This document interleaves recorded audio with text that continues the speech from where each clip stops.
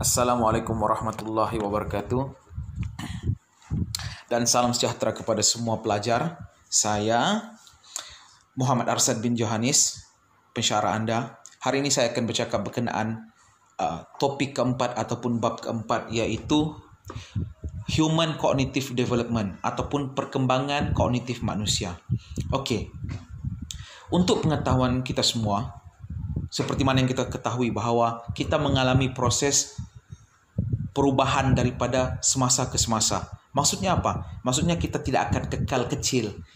Kita tidak kekal muda. Bahkan kita akan semakin lama semakin tua. Begitu juga lah dengan otak yang ada pada diri kita. Okey, sebelum saya cakap berkenaan benda ni, saya nak bagi tahu dahulu.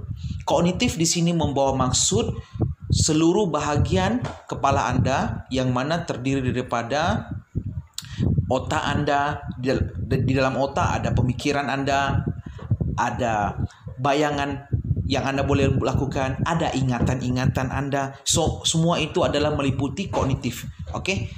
Takut anda keliru. Sebab saya sekejap cakap kognitif, sekejap saya cakap otak. Tapi apabila saya sebut otak tu, ia sudah mewakili kognitif. Dan apabila saya cakap kognitif, ia sudah mewakili keseluruhan di bahagian kepala setiap manusia. Okey? Okey, saya nak bagi tahu bahawa selain daripada tubuh badan kita, otak kita ataupun kognitif kita juga mengalami proses pembesaran ataupun semakin dewasa ataupun semakin matang. Okey, kita boleh nampak mungkin adik-beradik kita ada yang masih kecil, atau kita sendiri ada anak mungkin, kan? Kalau kamu ada anak, kamu boleh nampak cara mereka berfikir, macam mana kognitif mereka. Kenapa benda begitu berlaku? Kenapa budak-budak, kenapa anak-anak kecil ataupun baby masih tidak boleh untuk bercakap? Masih tidak boleh menilai mana baik mana buruk. Apa yang mereka jumpa mereka akan makan. Kan, kalau kita tengok dalam proses perkembangan kanak-kanak umur 0 hingga 2 tahun, apa saja mereka jumpa mereka akan masukkan ke dalam mulut. Kenapa mereka berfikir begitu? Itu kerana pemikiran mereka masih lagi belum matang.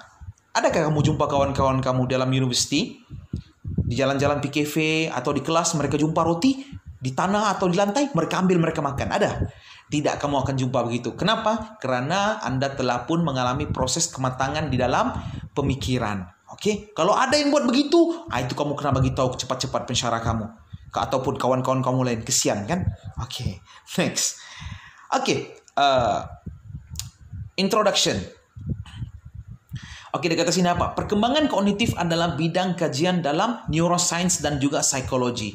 Okey. Perkembangan kognitif di sini membawa maksud bahawa tidak hanya aliran sains yang mempelajarinya, bahkan daripada psikologi sendiri, daripada aliran kemanusiaan sendiri ada bercakap tentang perkembangan kognitif di dalam kajian-kajian mereka.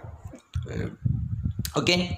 Ia tertumpu kepada pembangunan kanak-kanak dalam pemprosesan maklumat, sumber-sumber yang berkonsep, kemahiran persepsi, pembelajaran bahasa, dan lain-lain aspek dalam perkembangan otak. Okey, untuk pengetahuan anda semua, dalam topik ini kita akan melihat perkembangan perkembangan kognitif seseorang manusia daripada dia baru lahir sehingga dia dewasa saja. Kamu pun akan tanya, doktor, kenapa kita tak belajar sampai mati? Yang sampai tua ada, tapi bukan di subjek ini. Okey? Itu subjek yang lain. So, untuk pengetahuan kamu, kita sehingga dewasa saja yang kita akan tengok pada kali ini. Okey, next.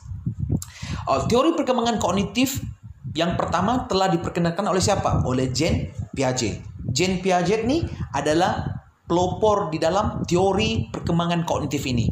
Ada tak pengkaji-pengkaji lain? Ada. Tapi apabila pengkaji-pengkaji yang lain yang ada pada zaman kini ataupun zaman sekarang ni, mereka masih lagi menyandarkan kenyataan mereka kepada Jean Piaget kerana dia adalah individu yang lebih awal mengkaji tentang perkembangan kognitif ini. Okey, untuk pengetahuan kamu juga, dalam pelbagai bidang seperti sains sosial, kerja sosial, counseling, psikologi, psikiatris, semua ini adalah bidang-bidang yang mana banyak melihat kepada teori yang dinyatakan oleh Jean Piaget apabila ia berkait secara langsung dengan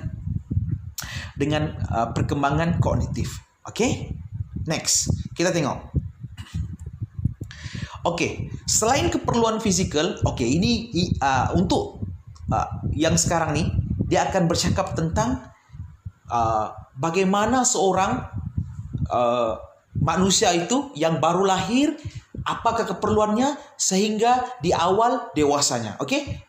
Jadi kalau kita lihat pada kenyataan yang awal nih, dia menyatakan selain daripada keperluan fisikal, siapa mereka nih? Yang dia cakap sekarang nih adalah tentang baby ataupun kanak-kanak yang masih kecil. Oke? Selain keperluan fisikal, mereka seperti makan, air, perlindungan, dan kebersihan. Kanak-kanak juga perlu sokongan daripada aspek emosi, kognitif, kasih sayang, dan juga didikan nilai-nilai murni ataupun keagamaan. Oke, apa maksudnya di sini? Oke, kita kena faham budak yang baru dilahirkan juga, kalau kita lihat apabila dia memerlukan sesuatu, dia akan menangis. Dia tidak cakap dia nak makan, tapi apabila dia lapar, dia akan nangis. Dan kalau kita lihat ibu yang menjaga, ibu tu akan mendodoikan ataupun membelai anak tersebut untuk suruh diam dan memberikan susu. Dan itu adalah semua sokongan-sokongan dalam bentuk kasih sayang. Oke? Dari sudut emosi, apabila dia dewasa 1 tahun hingga ke 2 tahun, dia mulai memahami bagaimana seseorang individu mampu melahirkan rasa sayang dan rasa simpati mereka kepada anak-anak kecil ni. Dan anak-anak kecil ni mereka memahami. Dan dalam masa yang sama, kita boleh lihat didikan ataupun nilai-nilai murni yang diterapkan daripada rumah, sama ada dalam bentuk keagamaan ataupun nilai-nilai murni yang biasa, itu adalah sesuatu yang kita boleh katakan biasa kalau di budaya di negara kita. Oke? Perkataan-perkataan, jangan buat begini, jangan buat begitu, tidak boleh begini, tidak boleh begitu. Itu semuanya adalah dalam bentuk didikan. Contoh kalau kita tengok anak yang masih kecil, mereka merangkak-rangkak dan mereka tak tahu pun sama ada lipas ataupun kurma itu lipas. Dia jumpa kurma, dia makan kurma. Dia jumpa lipas, dia makan pun lipas. Dan ibu akan cakap, jangan makan. Kenapa dia kata jangan? Itu adalah bentuk didikan. Karena kita tahu mana boleh makan lipas, kan? Oke? Kita pergi kepada slide yang seterusnya. Oke? Selain itu, penjaga juga harus menunjukkan sikap yang positif, senyum, dan kekal tenang, serta sabar yang boleh ketika mereka menghadapi kesukaran agar dapat mencipta suasana yang positif dan aman untuk anak-anak mereka. Maksudnya di sini, kalau kamu nanti dah ada anak ataupun kamu ada adik yang masih kecil dan ibu kamu suruh kamu jaga, benda-benda yang kamu perlu lakukan pertama sekali, kamu kena positif. Kita budak-budak ni, anak-anak kecil ni dia mudah meragam. Oke? Keep smile, kekal senyum, oke? Tenang, relax saja dan hadapilah situasi tersebut dengan gembira. Kenapa? Karena situasi begitu sangat sekejap di dalam kehidupan seseorang baby ataupun anak yang masih kecil. Namun begitu, penjaga tidak boleh juga mengetepikan disiplin dan tunjuk ajar yang sepatutnya. Oke? Dalam masa dia berlembut, dalam masa dia bersabar, dalam masa dia boleh bertenang menghadapi pelbagai karenah daripada anak ataupun adik mereka, tapi mereka perlu juga menekankan aspek disiplin serta tunjuk ajar kepada anak yang masih kecil tersebut.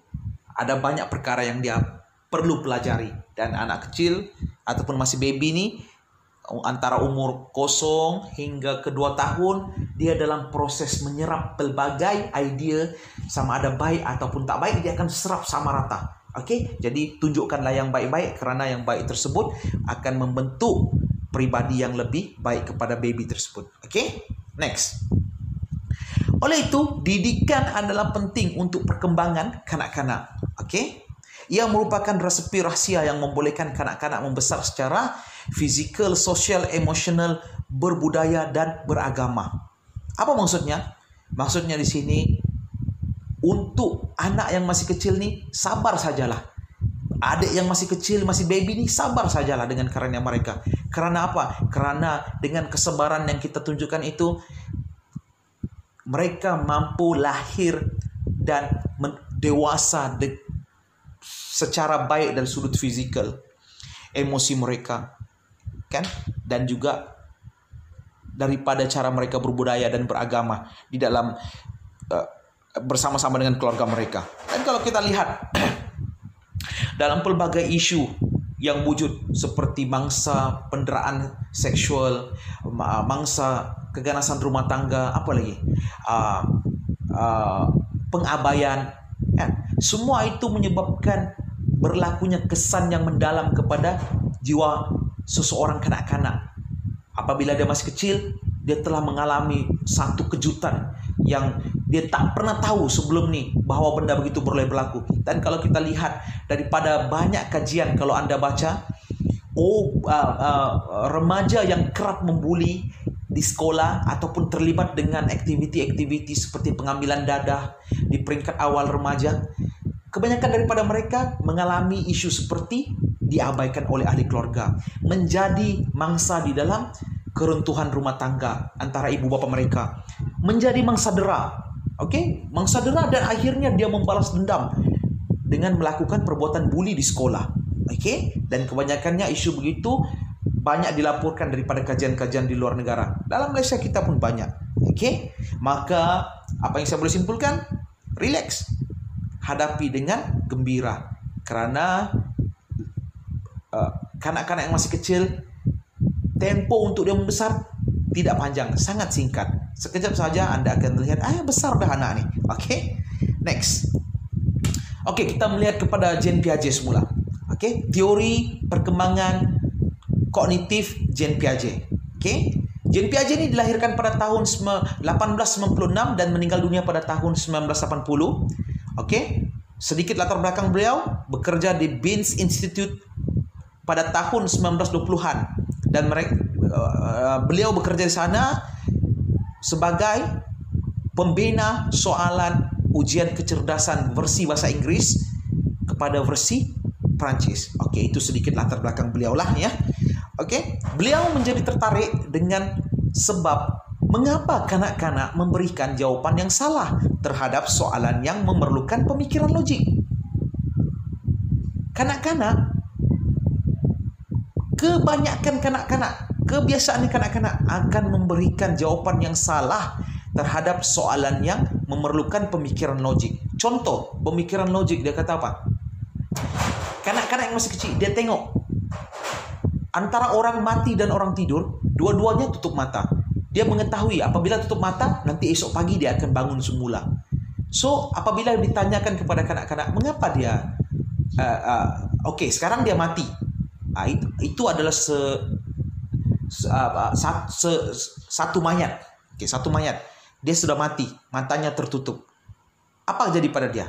Dan kebanyakan budak-budak akan jawab, nanti dia akan bangunlah semula. Besok dia akan bangunlah, sama seperti tidur. Sedangkan kita ketahui orang tersebut yang telah mati, dia tak akan bangunlah. So, kanak-kanak dia kerap memberikan jawaban yang salah kepada bentuk soalan yang memerlukan pemikiran logik.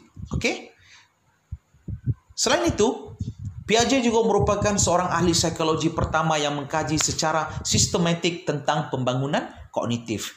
Itu latar belakang beliau.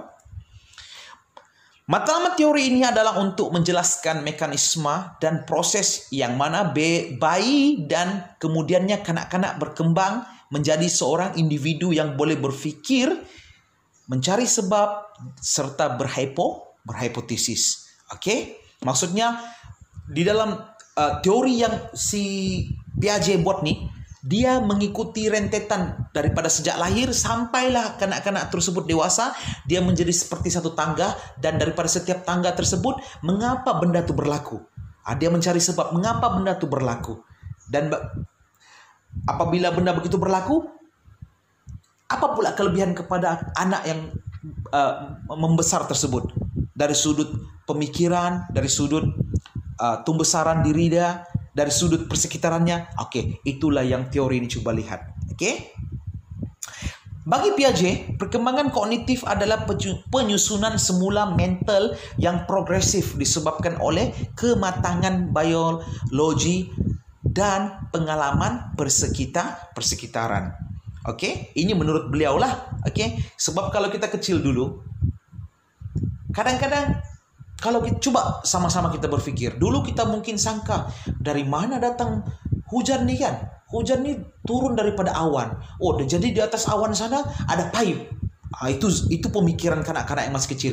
Ada pipe yang banyak, jadi pipe itu dibuka, jadi air pun turun daripada langit, daripada awan.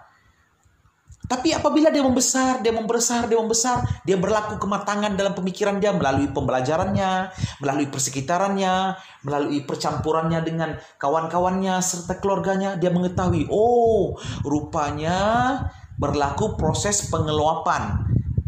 Air disejat naik ke atas dan akhirnya uap-uap air berkumpul dan apabila berat barulah hujan turun. Tidak ada pun pipe yang wujud di atas sana. So, dahulu dia pikir ada pipe waktu dia masih kecil. Apabila dia sudah dewasa, benda itu berubah. Dan kematangan yang berlaku dalam dirinya dipanggil kematangan dari sudut biologi, serta pengalaman di persekitarannya telah membantu dia untuk menyusun semula proses yang berlaku di dalam mentalnya ataupun di dalam dia punya kognitif.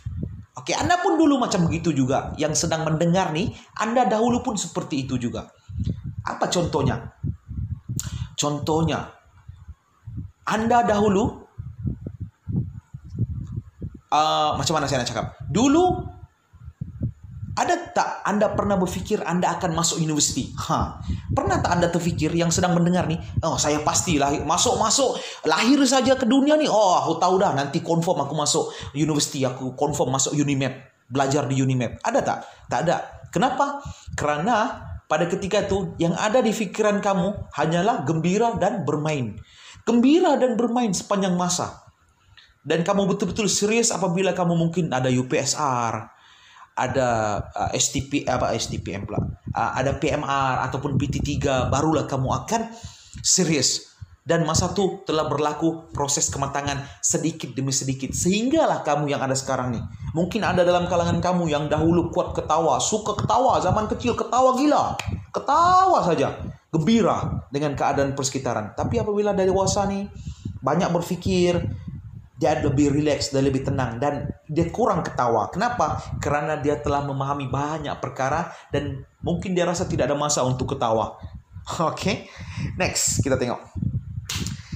Oke, basic komponen Piaget's Cognitive Development Theory. Oke, apakah komponen-komponen asas di dalam teori perkembangan kognitif Piaget? Oke, pertama yang dinyatakan, dia kata ada skema. Apa tuh skema? Skema itu adalah blok-blok binaan pengetahuan. Oke, di dalam kita punya otak, menurut teori yang si Piaget buat nih, di dalam otak kita nih ada banyak blok-blok binaan pengetahuan. Dan setiap blok-blok tersebut, kalau kita lihat, dia membentuk pengetahuan di atas suatu isu tertentu dan dia tersimpan di dalam pemikiran kita. Oke, yang kedua, proses yang membolehkan perpindahan dari satu tahap ke satu tahap yang lain, itu juga berlaku, itu juga yang terdapat di dalam teori ini. Dan tahap-tahap tersebut adalah seperti equilibrium, assimilation, dan accommodation. Oke? Dan di dalam teori ini juga ada dinyatakan tentang tahap ataupun stage perkembangan. Tahap-tahap perkembangan. Pertama sekali, sensory motor. Oke, ini akan diterangkan secara mendalam sekejap lagi.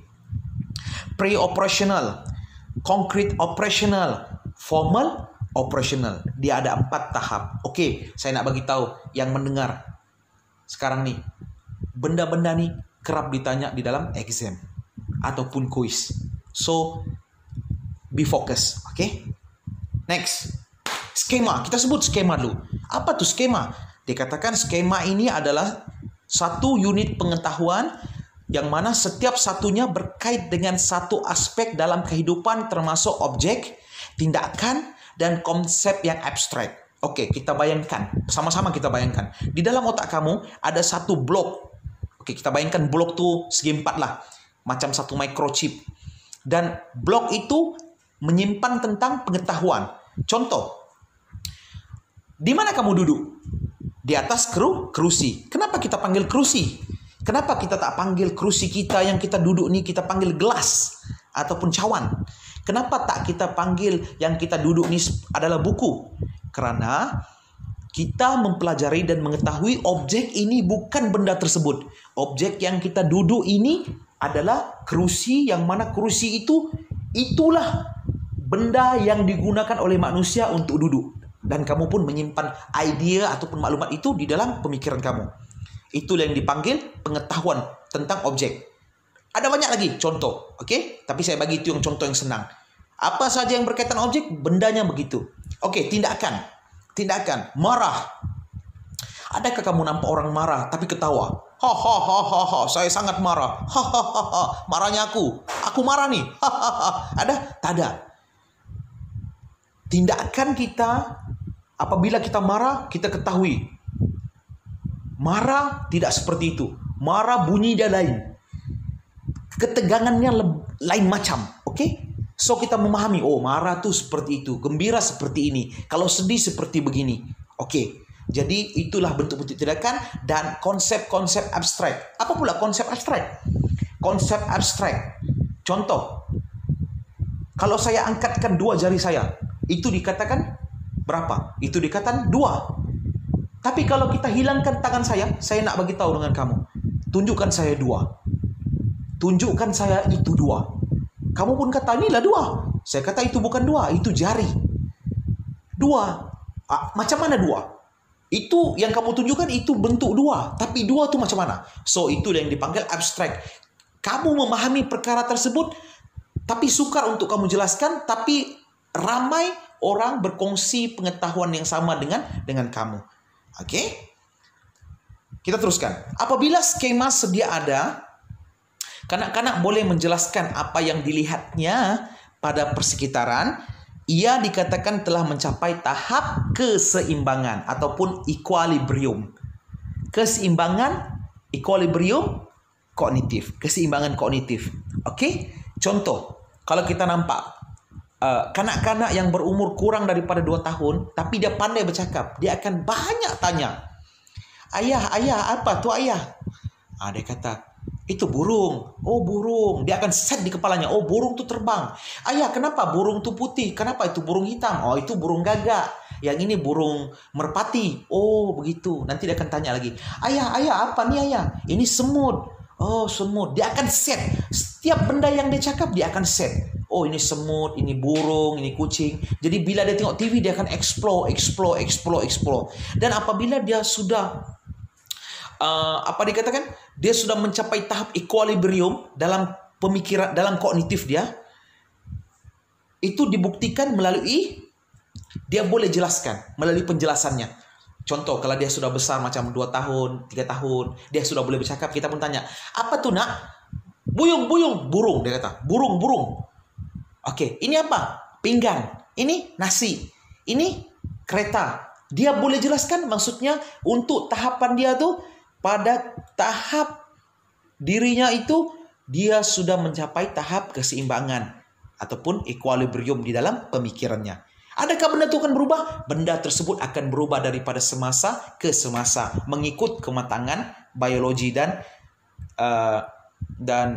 pengalaman persekitarannya. Oke? Next. Asimilasi ataupun assimilation.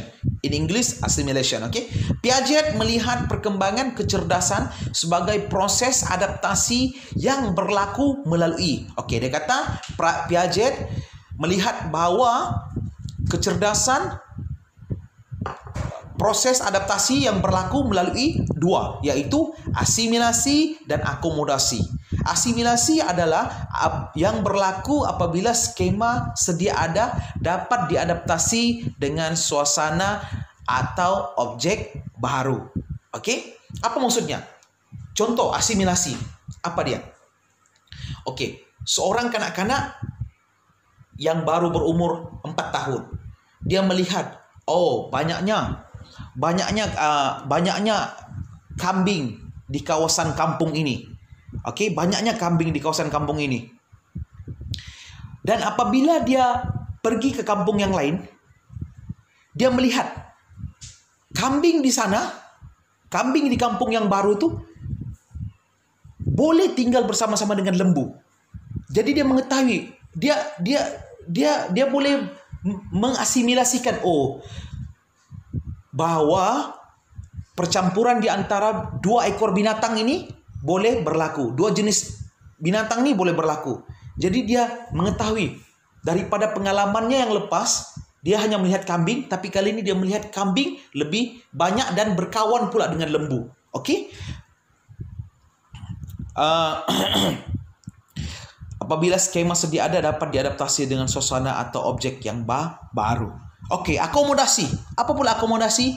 Ianya berlaku apabila skema sedia ada tidak dapat berfungsi dan perlu ditukar untuk diselaraskan dengan situasi atau objek yang baru. Okey, ini kalau kita tengok kadang-kadang saya selalu bagi contoh beginilah. Satu anak orang putih, dia datang daripada Amerika ke manakah, kan? Dia ada idea tentang keadaannya di sana, di Amerika, dengan bahasanya sendiri. Tapi apabila dia datang ke Malaysia, benda tersebut tidak boleh sama seperti apa yang dia fahami di tempatnya. Dan dia perlu menyelaraskan semula apa yang dia fahami dengan keadaan yang sedang dia hadapi di Malaysia. Maka dia perlu mengetahui sekiranya di tempatnya kucing dipanggil cat, tetapi di Malaysia dia kena panggil kucing. Sebab budaya dan keadaan berbeza. Dan apabila proses tersebut berlaku perubahan dalam kognitifnya, dan ini yang dipanggil sebagai akomodasi. Okey, ini yang saya berikan, asimilasi dan akomodasi ini hanyalah contoh-contoh yang sangat sikit. Kamu boleh tengok lagi daripada Google, macam-macam contoh yang ada. Okey, dan kamu boleh lagi tambahkan bahan bacaan daripada jurnal ataupun buku berkenaan benda ini. Okey, saya cuma bagi contoh yang simple supaya kamu mudah untuk faham. Okey, next. Okey, kita tengok sini. Di kata sini, ini adalah bagaimana asimilasi, akomodasi itu berlaku di dalam situasi yang baru dan situasi yang situasi asal dan situasi yang baru. Okey? Pertama sekali kalau kita tengok asimilasi.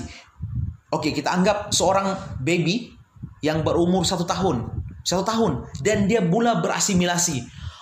Dia melihat, macam saya cerita, kita ulangi cerita kambing tadi. Di kampungnya banyak kambing. Ada kambing warna hitam, ada kambing warna putih, ada kambing warna coklat. So dia tahu kambing itu ada tanduk dan kambing itu tiada ekor. Ekornya pendek dan kambing itu boleh dimakan, dia kata. Dan dia pun mencapai tahap yang dipanggil equilibrium.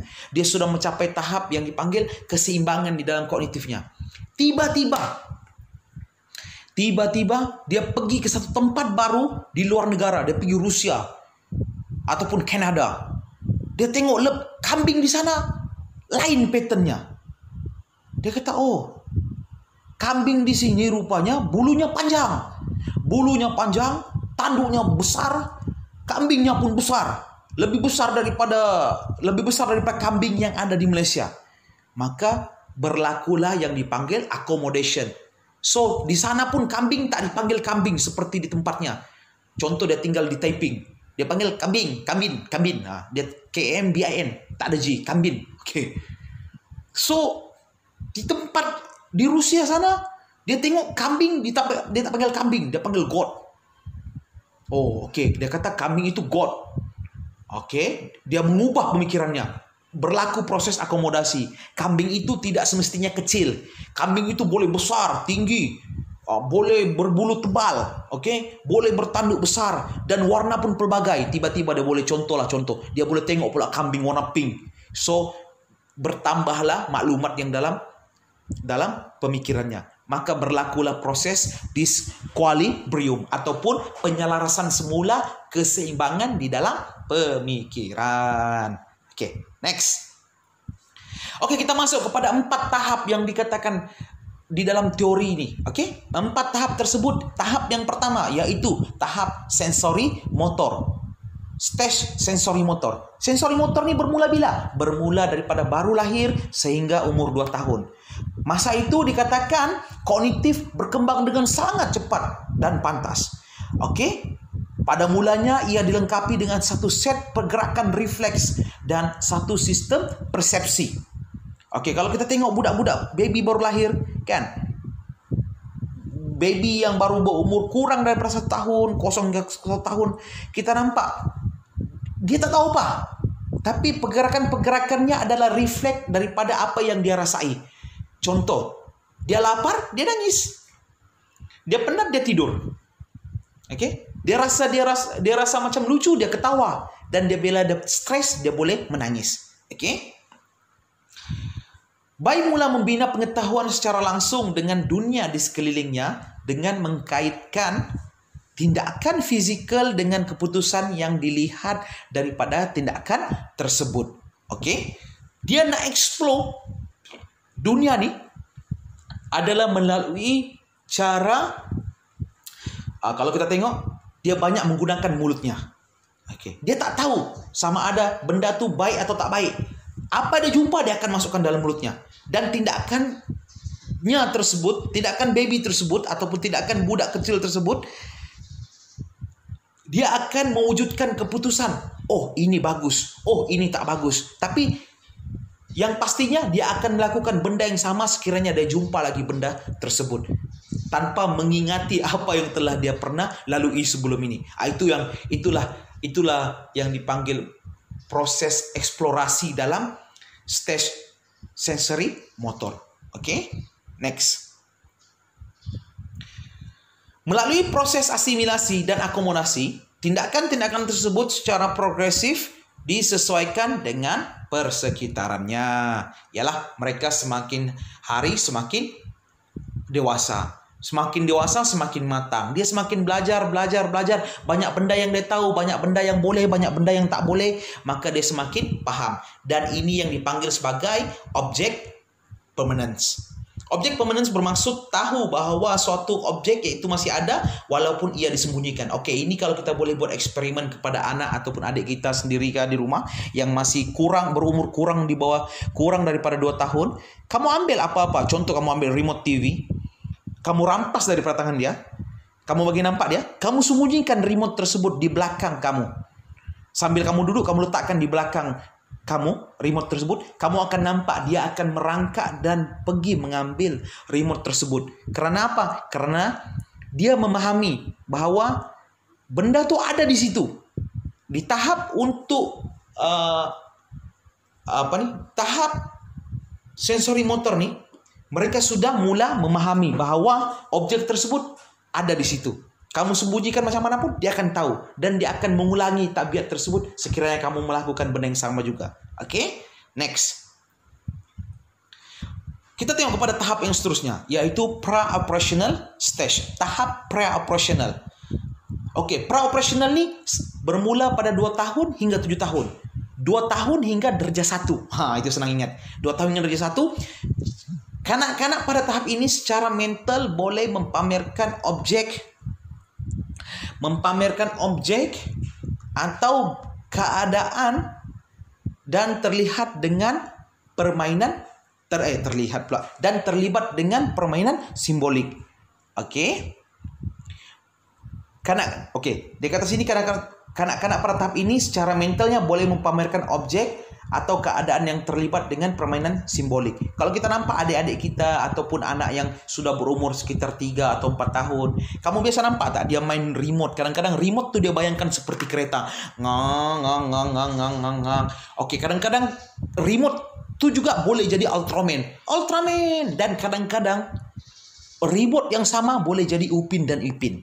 Kenapa begitu? Kerana mereka meletakkan suatu keadaan objek tertentu sebagai bernyawa.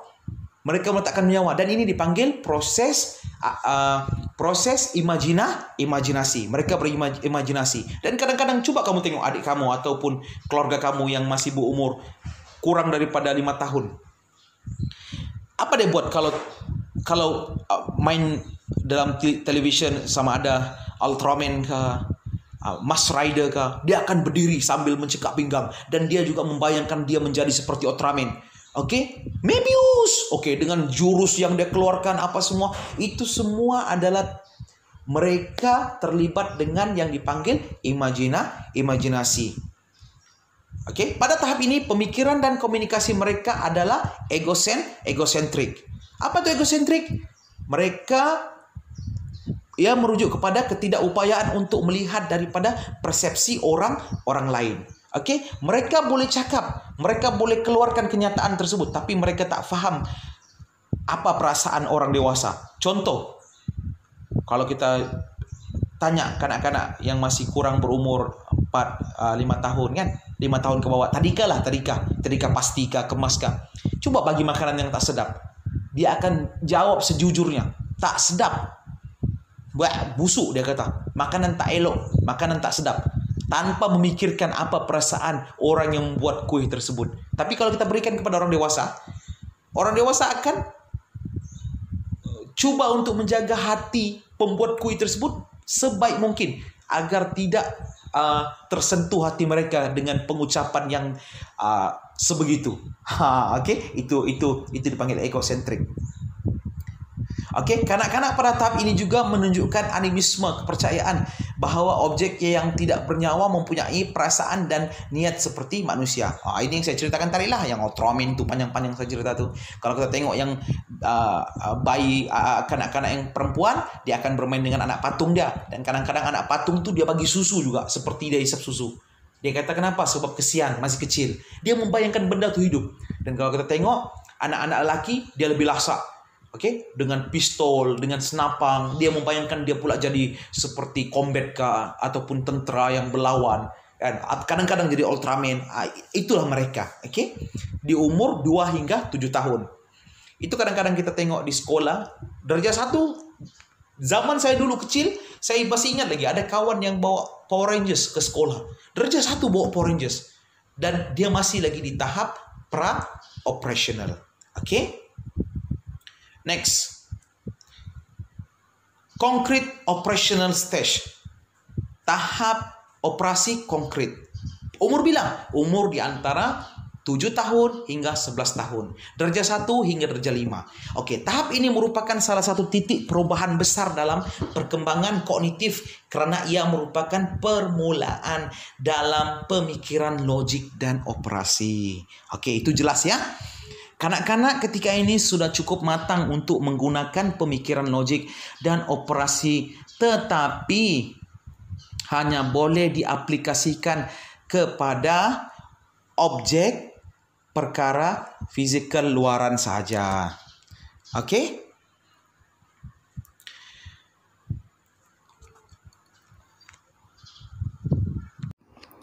Baiklah, kita teruskan ya. Kanak-kanak ketika ini sudah cukup matang untuk menggunakan pemikiran logik dan operasi, tetapi hanya boleh diaplikasikan kepada objek dan perkara fizikal luaran sahaja. Apa maksudnya tu? Maksudnya mereka sudah mulai memahami. Kalau kita tengok di antara eksperimen yang kerap dibuat adalah tentang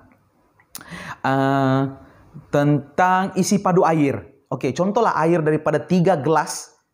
3 gelas air, bila diletakkan di atas, dituangkan ke dalam sebuah jak tu penuh. Jak penuh, dan adakah isi padu air bertambah di dalam jak itu? Jawapannya, budak-budak itu akan kata, tidak bertambah, kerana masih sama seperti yang ada di dalam gelas tersebut. Apa maksudnya? Maksudnya mereka telah memahami aplikasi-aplikasi yang sebenarnya rumit untuk kanak-kanak yang belum mencapai umur 7 tahun.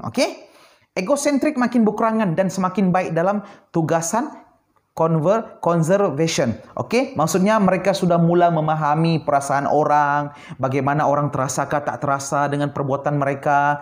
Mereka sudah beremosi, mula untuk beremosi. Okey?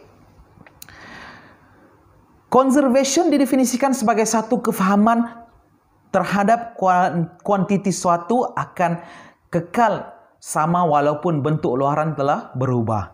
Okey, itu yang saya maksudkan tadi yang macam isi padu air. Walaupun daripada satu tempat yang kecil dituangkan, dicampurkan di dalam satu jug, diletakkan dalam satu jug, isi padu tetap sama walaupun desain bentuk tidak sama. Pemikiran mereka lebih teratur dan lebih rasional. Mereka boleh menyelesaikan masalah dengan logik, tetapi tidaklah juga boleh berfikir secara abstrak atau berhipotesis. Okey, maksudnya di sini kalau mereka, kita nak tengok mampu tak mampu, yang umur 7 hingga 11 tahun ni, kita berikan mereka soalan-soalan pelajar tingkatan 3, tingkatan 4. Mereka tak akan mampu untuk melaluinya. Kerana apa? Kerana tahap pemikiran mereka belum sampai ke tahap mampu untuk berhipotesis. Maksudnya, mereka tidak boleh memahami secara 2 ataupun 3 lapis ke hadapan. Sebagai contoh ya, kita kata begini. Okey, kalau kita tanya mereka, semakin banyak makan, maka mereka akan kata semakin kenyang. Kita akan pula cakap, okey, kalau sudah kenyang apa jadi? Mereka tak boleh nak fahami selepas itu. Maksudnya yang jawapan yang seterusnya mereka tak boleh fahami. Okey, semakin banyak makan, maka semakin kenyang. Apabila semakin kenyang, maka semakin sukar untuk bernafas. Okey, semput ataupun terlalu kenyang. Mereka tak boleh sampai berfikir 3 lapis ke depan. Mereka hanya boleh 1 lapis sahaja. Dan itulah secara mudahnya berhipotesis tu begitulah ya. Okey. Next. Yang terakhir iaitu operasi formal. Apabila remaja memasuki tahap ini, mereka mendapat kebolehan untuk berfikir secara abstrak, okey, berkeupayaan untuk menggabungkan dan mengkelaskan barang-barang dengan cara yang lebih canggih dan mampu untuk berfikir dengan lebih baik. Okey, senang cerita beginilah. Kalau berumur 11 tahun ke atas ni boleh main PUBG. Macam tu. 11 tahun ke atas boleh main PUBG, faham main PUBG, faham main PS4 secara lebih matang. Apa lagi?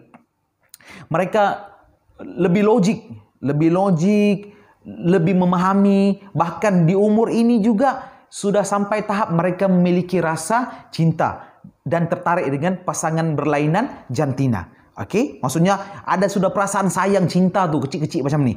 Okey, inilah yang dipanggil remaja tahap awal. Okey, kanak-kanak mula untuk memanipulasikan idea dalam fikirannya tanpa bergantung kepada manipulasi yang konkret. Apa maksudnya? Maksudnya mereka boleh mewujudkan idea yang lain tanpa perlu bergantung kepada idea yang asal. Contoh, dia kata kalau buat aiskrim kena menggunakan cawan tertentu. Tapi mereka katakan tak perlu cawan tersebut. Pakai plastik pun boleh buat aiskrim. Okey. Mereka ada idea yang lain dan mereka memanipulasikan kerja tersebut. Mereka boleh membuat kiraan matematik, berfikir secara kreatif, menggunakan penaakulan, abstrak dan membayangkan kesan terhadap sesuatu perbuatan.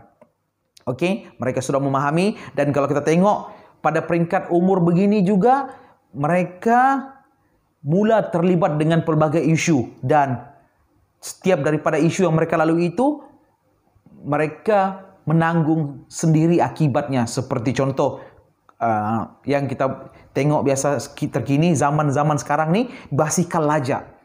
Apabila mereka dapat memiliki sebuah basikal lajak, mereka sangat gembira. Dan mereka rasakan itu satu kejayaan yang hebat. Tapi kesannya, natijah yang berlaku kesan daripada penggunaan basikal lajak ni akan ditanggung oleh diri mereka sendiri. Okey, kunci utamanya adalah memanipulasi idea dan penaakulan abstrak. Okey, dan maka berakhirlah. Saya nak bagi tahu satu benda. subjek pula apa? Bab ini masuk di dalam kuis. Oke, assalamualaikum.